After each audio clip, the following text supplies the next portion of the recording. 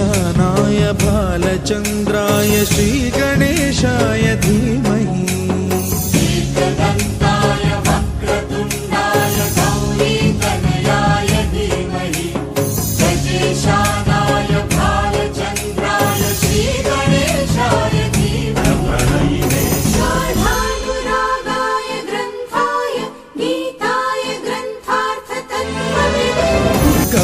काधीन विग्रहाय गंगाजल प्रणयवते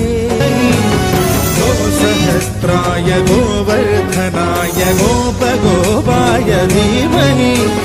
गुणातीताय गुणाधीशाय गुणप्रविष्टाय